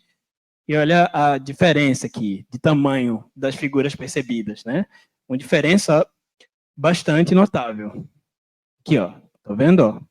São os mesmos estímulos, inclusive. Oi? Grupo controle primeiro. Isso, grupo controle primeiro, pessoas sem transtorno, e grupo experimental, né? As pessoas com o diagnóstico de esquizofrenia. Vamos lá. Esse artigo aqui é do laboratório, tá? Vocês podem pesquisar depois. Podem tirar um print aí, se quiserem, claro. E ele resume os estudos do laboratório nessa parte visual, certo? Contando um pouco da história, desde que começou com Salvador Dalí, com Rorschach, enfim. E aí a gente acabou trocando os estímulos, porque a gente viu que eles são mais sensíveis para detectar esse fenômeno que a gente investiga, né? Que é a alteração de tamanho. Então, aqui, ó, um tempinho aí. Vou passar. Aqui, a professora Joselma já falou, né? Esse é o teste auditivo, então a pessoa usa um headphone e ela vai ouvir alguns estímulos sonoros desagradáveis, então eles de natureza são chatos mesmo, mas a gente vai ver o quanto incomoda essas pessoas e se o nível de incômodo é maior do que o de pessoas que não têm diagnóstico, certo? Então ela vai ouvir e vai dizer de 0 a 10 o quão ruim foi aquele som. E aí, só de forma geral, aqui algumas características do som, né? Os principais são 16 varreduras de frequência pura, e aí elas variam de 50 a 8.000 Hz e de 2.000 a 8.000 Hz. Duram de 4 a 8 segundos, de modo ascendente ou descendente e com dois tipos de envelope, né, modulados por dois tipos, que são ondas de serra e ondas senoidais. E aí eu trouxe alguns exemplos de som aqui para vocês. Peraí. Peraí. Peraí.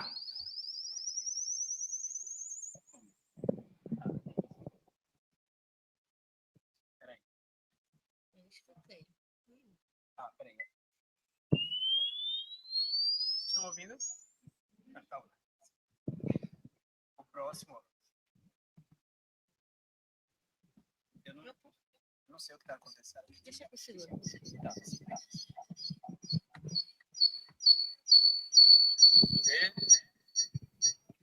Peraí. O suporte técnico está vindo aqui. É meu TS. Tá dando microfone. Testa agora. Hã?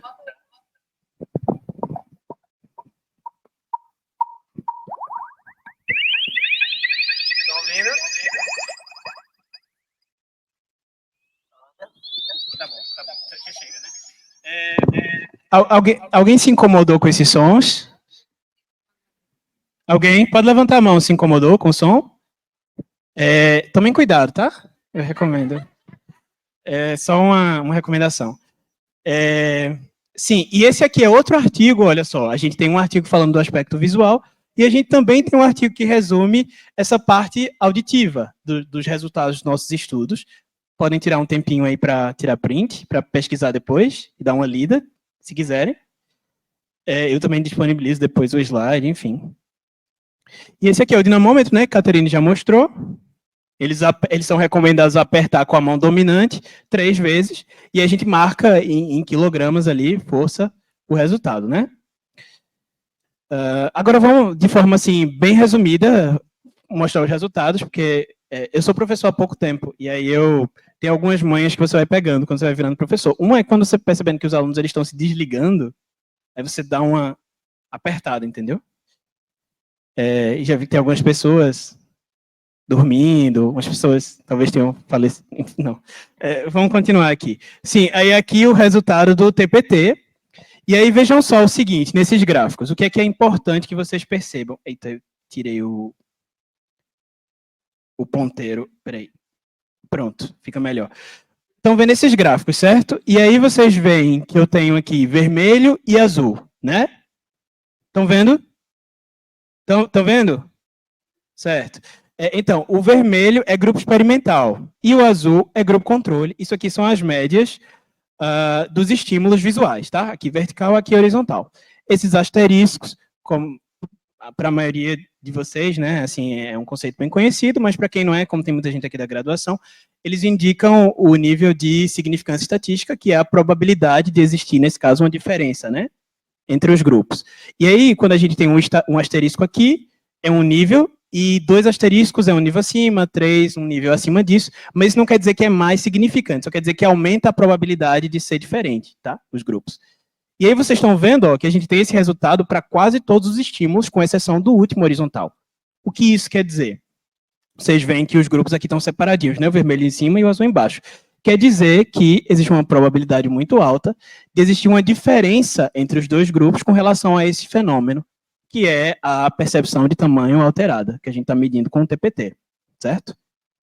E aqui, ó, esse gráfico conta a mesma coisa, mas de um outro modo. Aqui eu estou diferenciando ó, as duas médias, ou a distância entre elas. Então, como vocês podem ver, o pessoal do grupo controle, com a média ó, bem distante do pessoal do grupo experimental. E aqui, um nível de significância menor do que 0,0001. E aí, provavelmente, existe, de fato, uma diferença entre esses dois grupos com relação a isso que a gente está investigando, certo? E aqui para passar assim, só por cima mesmo, é a diferença com relação às respostas por grau de ângulo visual. Porque quando a gente aplica o TPT, a gente tem que converter o resultado, que está em centímetros, para grau de ângulo visual, para a gente fazer as comparações. E aí vocês estão vendo, ó, o azul aqui novamente é o controle, ou seja, pessoas sem transtorno, e o vermelho, pessoas com transtorno. E aí, as pessoas aqui, ó, sem transtorno, podem ver, ó, a diferença delas aqui para o grupo experimental, comparando o tipo de ângulo visual.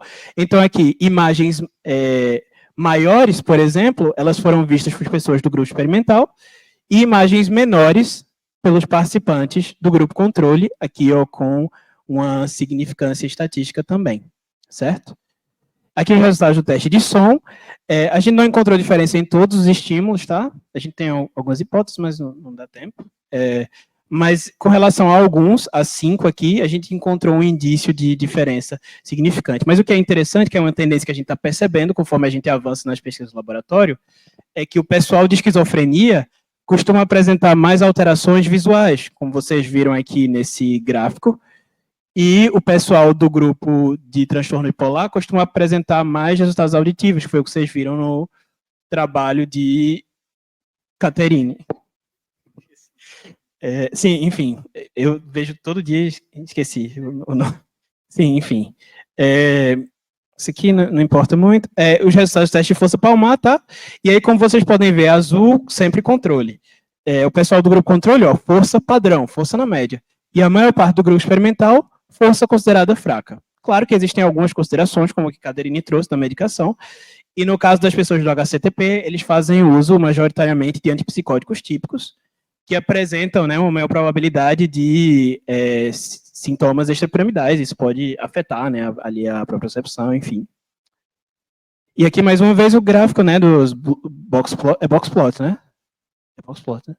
Professora? É boxplot. O nome? Né? Isso, é boxplot. Vocês podem ver aqui nesses boxplots aqui, mais uma vez, ilustrando a diferença das médias, né?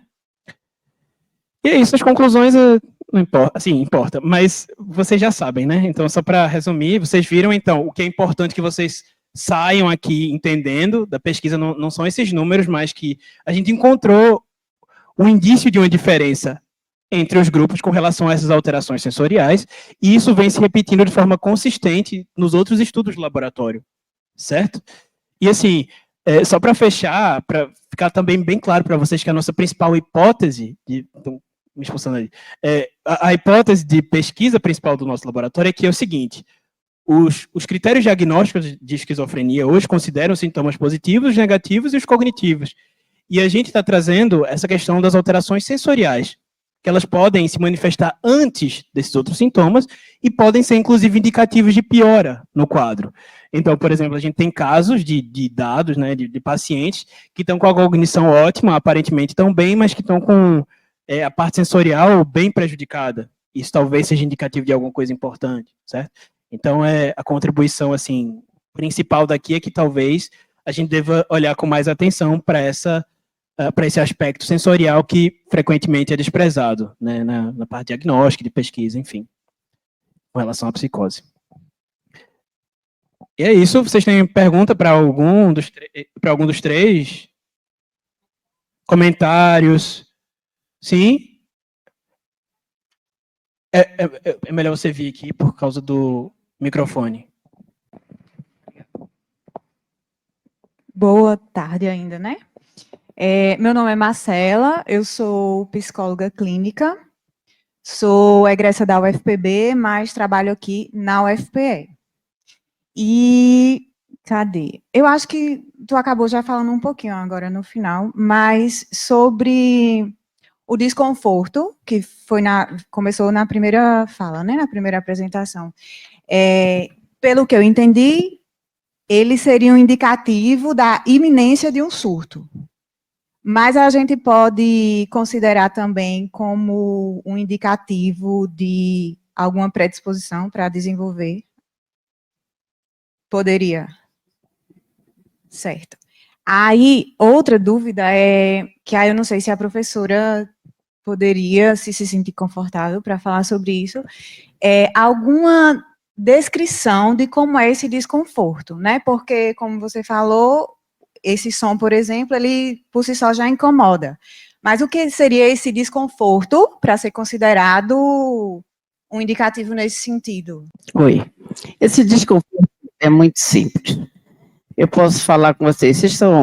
Quem estiver estressado, está aguentando ruído de obra, serra, portão de carro, alarme de carro, começou a irritar demais. Está alguém com um barulhinho do lado que você não está aguentando, você tem que monitorar seu estresse. Se você não estiver aguentando barulho, ele é o primeiro alarme do sistema. Primeiro alarme do nosso organismo é o barulho. Então, se você não está aguentando barulho, porque está estressado, está precisando aumentar o lazer, diminuir o ritmo, cancelar compromisso e dar um jeito de parar de ser incomodado pelo ruído. E o que acontece com algumas pessoas é que não tomam essa providência e podem sim desenvolver bipolaridade, esquizofrenia ou a psicose, porque vocês vejam que no simpósio eu falei psicose, eu não falei esquizofrenia no tema. A psicose é o que a gente está detectando. Então, eu tenho uma posição de que eu nunca teria tido psicose se eu soubesse o que vinha acontecer depois do que eu vi. Porque agora eu sei como prevenir. Então, a ideia é, fiquem atentos aos sintomas sensoriais. E o que a gente encontra para aquelas pessoas que estouram no lado que é do nosso cérebro, geralmente a visão e a audição estão avisando isso. Agora, vejam, todo mundo, o nosso organismo não foi feito para aguentar estresse, ninguém foi. Então, para uns, vai ser o coração, para outros vai ser o estômago, para outros vai ser a cabeça, cada um estoura do jeito. Ninguém aguenta estresse, não foi feito para isso, o organismo não foi feito para isso. Ele precisa ter um ritmo de fabricar as substâncias que mantêm o organismo vivo. E quando a gente entra em estresse, ele começa a não repor parte do que tem que ser reposto. E alguma parte do seu organismo, seja qual for a sua hereditariedade e herdabilidade, vai estourar. Para alguns é a cabeça. Para outros é diabetes, pressão alta, úlcera, mas estoura. Então, todos os casos, eu diria, o som está te avisando isso. Se você está incomodado por som, cuide-se. E não é tomar remédio, não. É diminuir o ritmo, cancelar compromisso, aumentar lazer. Vai no shopping, vai no cinema, vai maratonar, sei lá. Mas vocês têm que fazer alguma coisa. E para quem estuda, a nossa cabeça sofre mais. Então, vocês têm que tomar mais cuidado ainda. Tá? Eu consegui chegar até aqui de professora titular, porque quando eu estava pifando de estresse, eu chegava para os alunos e disse, essa semana não dá. Estou em casa, estou trabalhando em casa.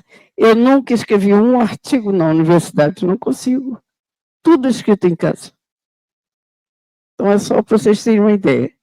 O alarme que o sistema nos dá de brinde é a audição. E se vocês puderem falar um pouquinho desse atendimento às terças-feiras. Como é? Só chegar? Obrigada. Já que fui eu, né, que implantei, eu falei só das pesquisas, né, da coleta. Mas, simultaneamente, a equipe do LabVis está lá na terça-feira. Eu, como sou da área clínica, então, os alunos de iniciação científica ficavam coletando os dados e eu ficava fazendo atendimento aos familiares e aos participantes. Aqueles que, naquele dia que a gente estava lá, tinham consulta. Às vezes, por conta do ônibus, do carro da prefeitura, a gente fazia uma buscativa, mas a pessoa já tinha ido embora. E outros eram mais, como é que eu digo, mais assíduos. Então, a gente conseguia acompanhar pacientes e familiares. Eu atendendo, quando a Aline podia, me acompanhava junto. E aí, Maria Lúcia, com todo respeito, me permita fazer algumas colocações. Porque, às vezes, não dá para a gente dizer diminui o estresse. Porque o estresse não tem como você diminuir. Então, a gente tem que entrar com estratégias de enfrentamento, de ensinar a pessoa a como lidar com variáveis que ela não pode simplesmente subtrair da vida dela. Está presente e como aprender a lidar com isso, entendeu? Porque num contexto econômico confortável, você vai para o shopping. E no outro contexto econômico, não tem como você usar essa estratégia de lazer. Tinha um, que eu não vou dizer o nome, estou me esforçando para não dizer o nome, mas, por exemplo, que estava sobrepeso. E onde ele morava, não restava nem para ele e para a mãe dele a possibilidade de um comportamento que todos os profissionais da saúde, né, recomendam, né? O que é comportamento saudável? É você introduzir alguma atividade física na sua vida. Se o seu poder aquisitivo é bom, você vai para a atividade física mais sofisticada que tiver e que você gostar. Jogar tênis, jogar golfe. Conforme seja o poder aquisitivo daquela realidade que está diante de você, possa ser uma caminhada.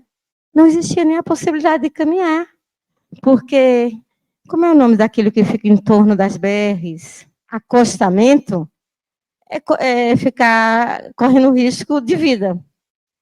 E o desnível, os buracos da rua que mora, não permitem uma caminhada. Então, a gente tem que ver na realidade daquela pessoa como é que a gente pode estar trabalhando com ela. Outro caso que a gente atendia era o quão a própria mãe da paciente, como é que eu vou dizer? Lembra que no início da minha fala eu falei que a gente é produto de 3 histórias? A filogenia, muito bem abordada aqui nesse congresso, né? Receptores que vêm a mais, receptores que vêm a menos, muito bem abordada aqui. Temos a nossa história de vida, né? E temos a nossa história sociocultural. A mãe desta paciente, às vezes a minha intervenção era falar para ela assim, tentar descobrir, né, lá na subjetividade dela, no imaginário dela, porque ela tinha tanta aversão a religiões de matrizes afro. Porque para aquela paciente, frequentar os terreiros, os locais onde pratica a religião de matriz afro, era uma coisa muito positiva. Mas a mãe tinha uma aversão enorme a isso. Então, veja, a gente não sabe aonde que a gente vai atuar, como é que a gente vai atuar. Uma boa escuta clínica, entender o caldo, né, sociocultural que a pessoa está, e ver o que a gente pode fazer. Então, às vezes a gente tem que trabalhar o próprio preconceito com a família em torno da palavra esquizofrenia, que parecia que era um diagnóstico de câncer terminal no último estadiamento. É assim que a família recebe o diagnóstico. Então, como a gente ajudar a diminuir esse peso desse diagnóstico, né? A falar que quem tem pressão alta toma remédio para sempre. Quem tem esquizofrenia vai ter. Aí a gente tem que ter esse tato, vai ter que descobrir qual é o remédio. Porque a pessoa, às vezes, não está aderindo ao tratamento, é porque o efeito colateral daquele remédio naquela dose está ruim.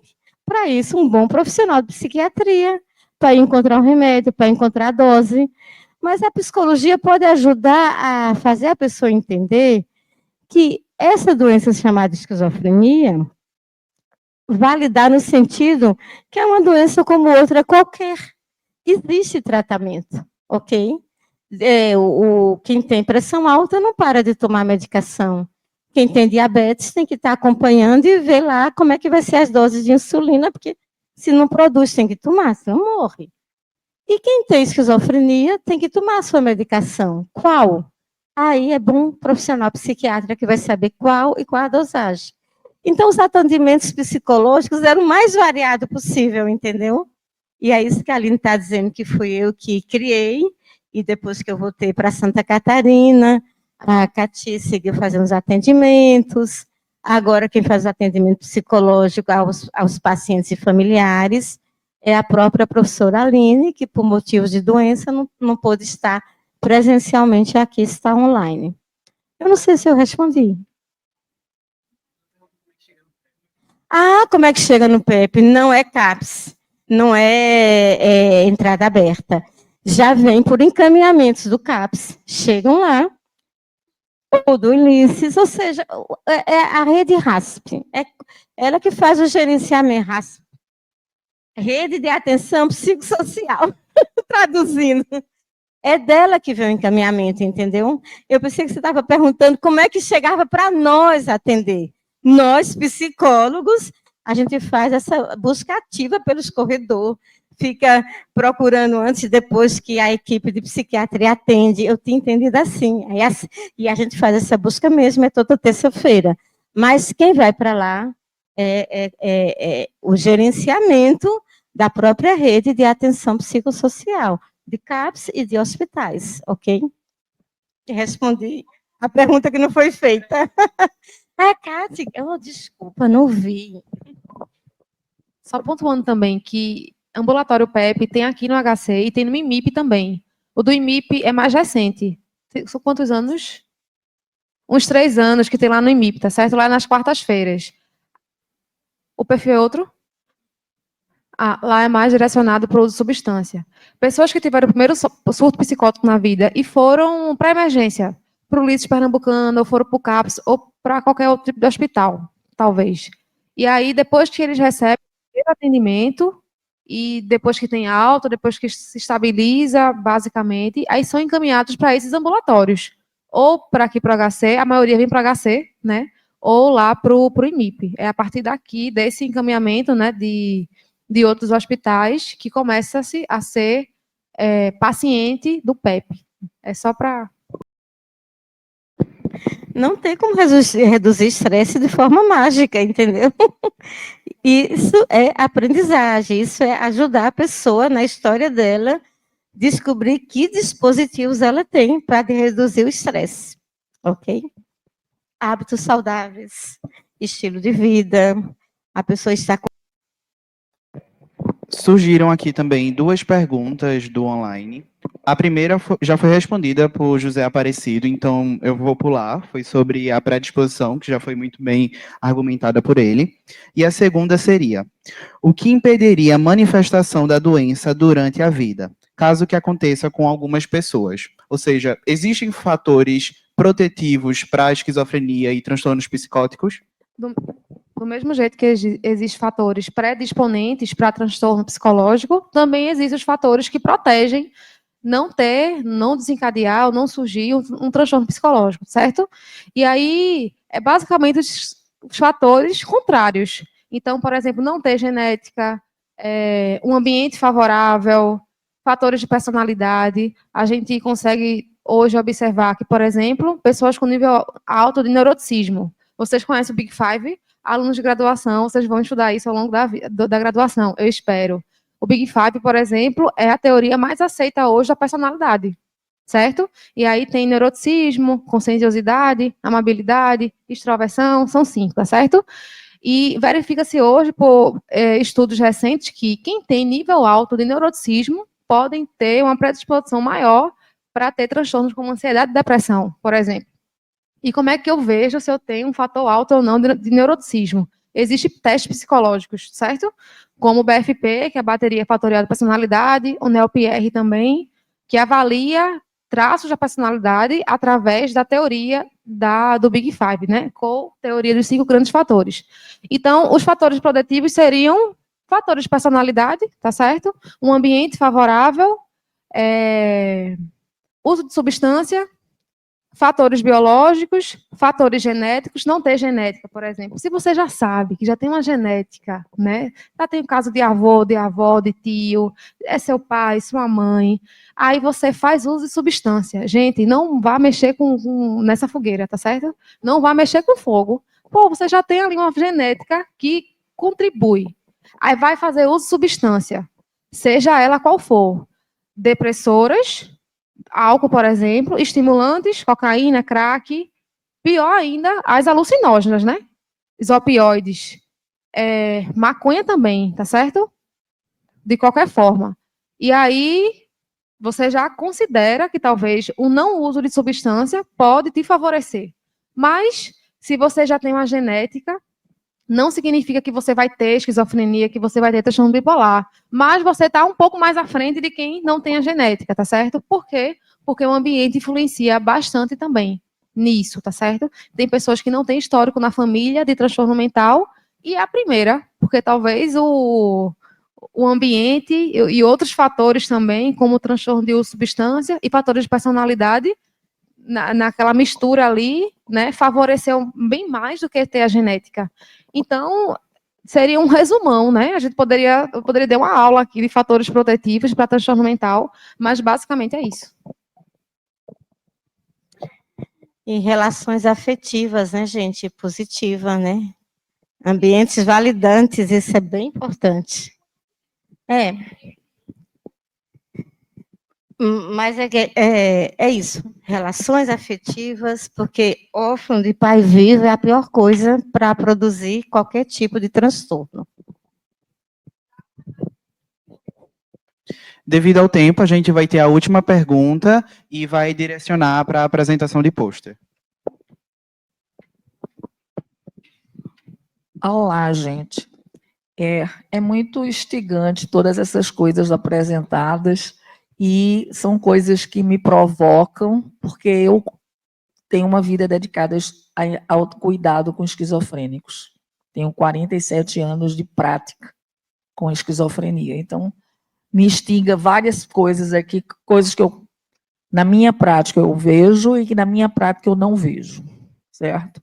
Eu fiquei muito eu tenho uma brincadeira que eu faço com os meus pacientes, que eu digo assim, tem 3 reinos na vida, o reino biológico, o reino psicológico e o reino existencial.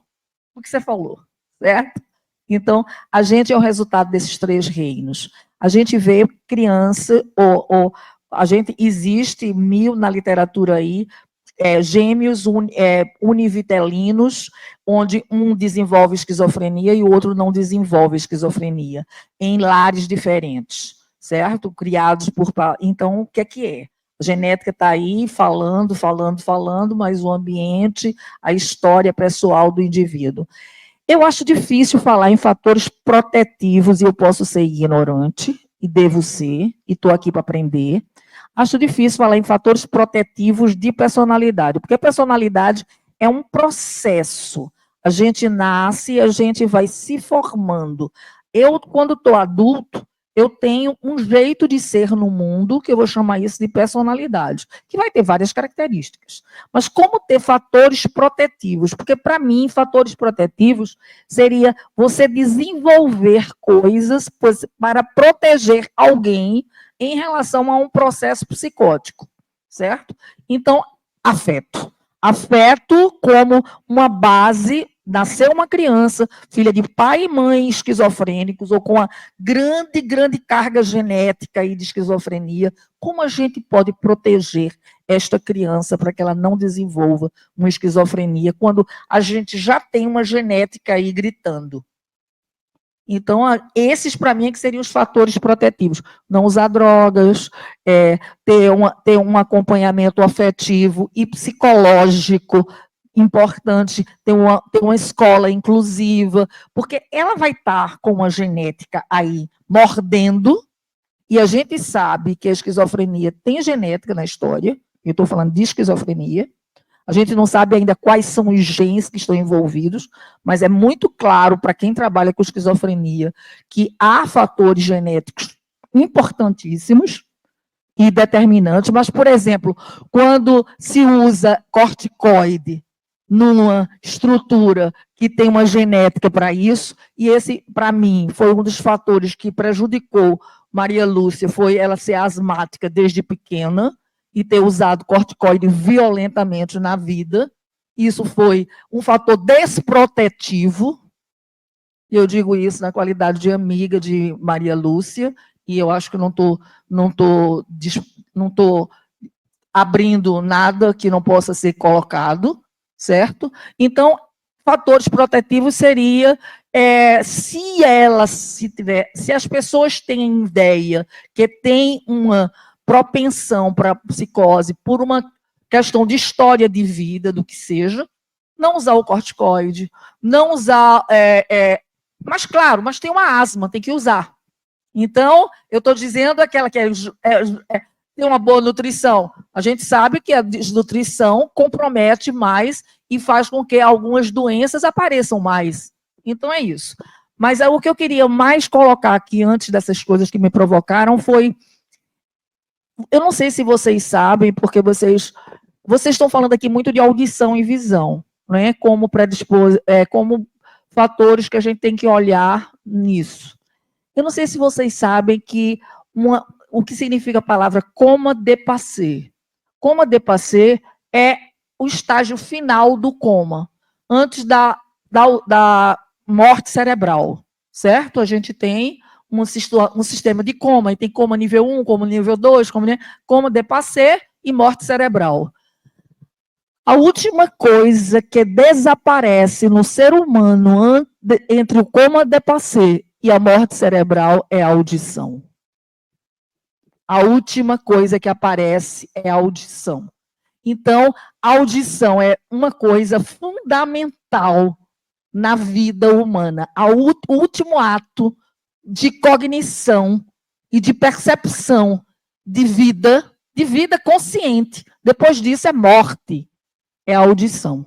Por isso que a gente, mesmo com paciente em coma, a gente costuma falar com o paciente em coma. Mesmo que a gente saiba que a gente pensa que ele não está ouvindo, mas a gente fala, até o eletro mostrar que não tem mais vida cerebral. Era isso que eu queria só contribuir com essa história do coma de passé. Vou só falar rápido, comentar rapidinho aqui, porque a gente vai terminar. Acho que a Caterine depois talvez queria comentar alguma coisa. Acho que ficaram alguns mal entendidos aqui. O que a Caterine quis dizer não é que a personalidade em si é um fator protetivo, mas assim, a personalidade ela tem uma base genética, uma base biológica muito, muito forte. E algumas coisas, elas são mais determinadas do que a gente imagina, não são tão subjetivas quanto a gente imagina. E aí chega a ponto de você questionar o quanto eu decidi fazer alguma coisa, ou isso foi consequência da minha interação com o ambiente, por exemplo, enfim. Mas aí o que Caterine quis dizer não é que a personalidade em si é um fator protetivo, porque de certa forma não é uma coisa que você escolhe, né? Mas você, por exemplo, saber qual é o tipo de personalidade e você... Dois exemplos. O seu sofrimento ser causado por algum traço de personalidade exacerbado, e aí você fazer a flexibilização dele, num tratamento clínico, por exemplo, é protetivo. Outra coisa é você fazer alguma coisa na sua vida que seja que contra a maré do seu traço de personalidade, do seu perfil de personalidade prevalente. Isso vai aumentar a chance de você desenvolver alguma coisa, por exemplo. Então, se eu sei que eu tenho um alto traço de neuroticismo, está associado à inflexibilidade, e eu não lido com isso, isso pode me trazer algum prejuízo. E aí, esses traços de neuroticismo estão muito associados a certos tipos de transtorno, né, como depressão e ansiedade, como a Caterine falou. Mas aí, a partir do momento que eu lido, que eu entendo primeiramente como funciona as minhas tendências de personalidade, como elas funcionam, e aí eu tomo decisões que favoreçam os meus tipos de personalidade, ou que eu flexibilizo uma coisa ou outra, isso é protetivo. A outra coisa, sobre a questão da audição, eu não sei comentar, porque realmente eu não entendo, eu não sei qual é o nível de evidência que a gente tem sobre isso. Mas, no geral, a gente dá mais atenção à visão, porque a maior parte do processamento cortical é voltado para o processamento visual, é por isso. Tanto que o professor mais cedo, eu acho que foi o professor Brian, que comentou sobre como a maioria dos estudos acontece no domínio da visão, que é o que a gente mais entende, devido à quantidade mesmo de áreas corticais envolvidas nisso aí. Não sei se a Caterine quer falar alguma coisa. Só para pontuar também, que quando fala sobre também fatores protetivos, gente, não é causalidade, é correlação. Por exemplo, sei lá, talvez Maria Lúcia, e probabilidade usar corticoide, ter asma, isso desencadeou uma esquizofrenia quando ela... Não. Pode ter algum tipo de correlação, Talvez sim, uma parcela ali de porcentagem, juntando com a genética, a biologia, história de vida, o estresse, os medicamentos, juntando isso tudo, é um bolo, sabe? Que o açúcar é importante, o trigo é importante, o ovo é importante, tudo é importante. Se você tira um material daquele bolo, vai faltar alguma coisinha ali, né? Tá estranho. Por isso que chama de transtorno, né? Que o entendimento mais plausível hoje em dia, que a ciência pontua, é que é multifatorial, tá bom? Só genética, não. Só ambiente, não. Só cultura, não. Só personalidade, não. É tudo isso. E aí, saber o quanto de cada isso, a gente não tem. Mas tudo isso faz parte. Gente, eu vou me retirar, que eu tenho que pegar meu filho na escola. Queria ficar aqui no final, tirar foto com vocês, mas eu não vou. Cheiro. Gente, falando brevemente sobre esse final, queremos agradecer a disponibilidade dos três por estar aqui. Por favor, uma salva de palmas.